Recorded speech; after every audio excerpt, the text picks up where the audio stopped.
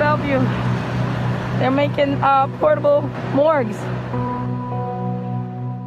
As the coronavirus emergency tightens its grip on New York City, we don't want to do this, but we have to. We're in this together.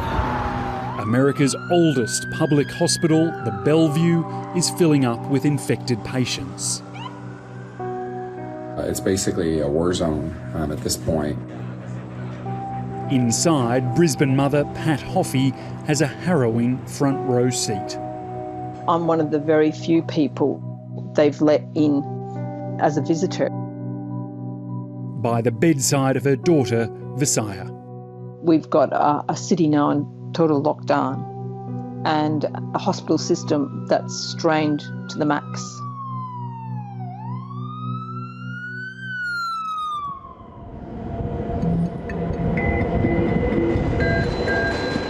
In the early hours of January 11, 23-year-old Visaya fell from a subway platform onto the tracks and was run over by a train. Alive but unconscious, she lay there for 20 minutes. Then a second train struck her.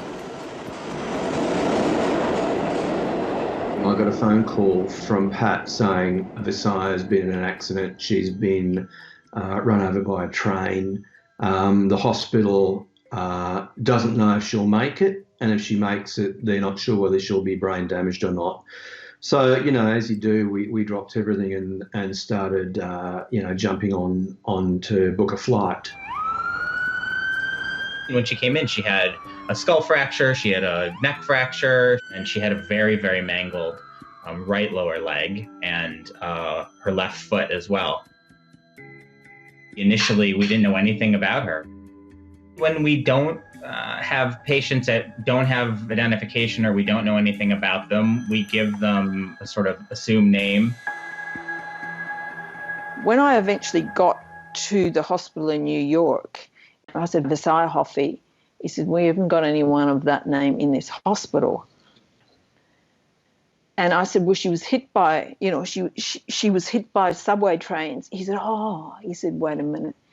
He said, she's in ICU and you won't find her in there under her own name.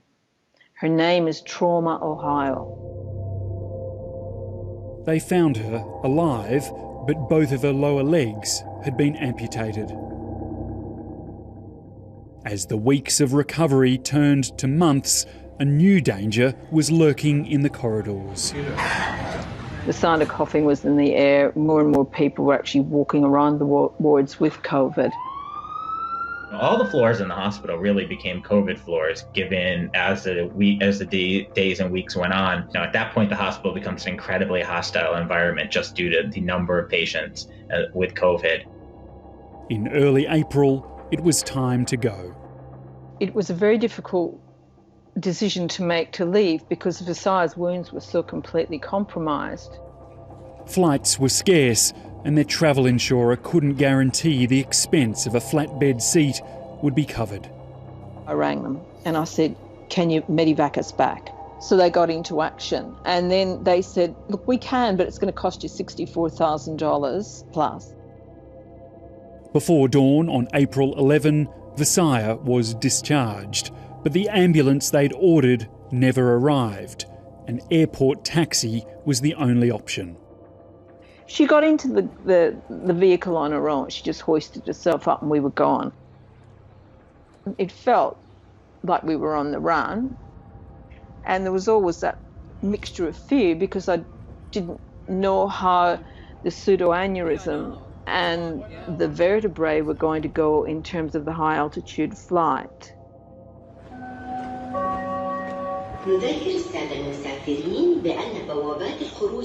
It was like entering a kind of a Ridley Scott scene from another place, another time. Enormous billboards, still kind of turning over, huge plate glass and stainless steel slippery surfaces moving still slowly.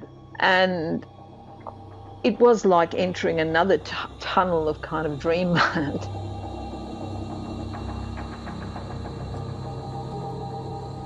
Finally back in Brisbane, after 38 hours in transit, It wasn't the homecoming they'd hoped for.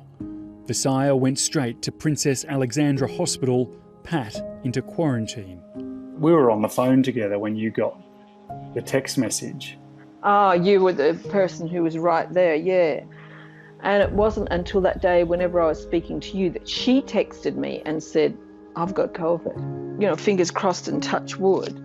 She seems to be okay. I feel really confident that she's going to do well because in my experience, people who are like that almost always do. Every mother's going to tell you their kid's good, right? So,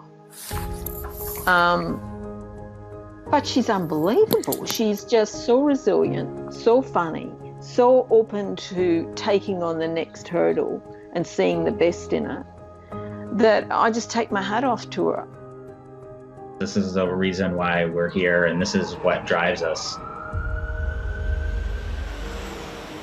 In terms of how I've managed because she's with me.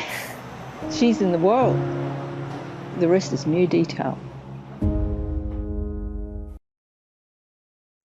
Hi, I'm Lee Sales. Thanks for watching this story. If you'd like to watch more of 730's stories, they are on the left of your screen.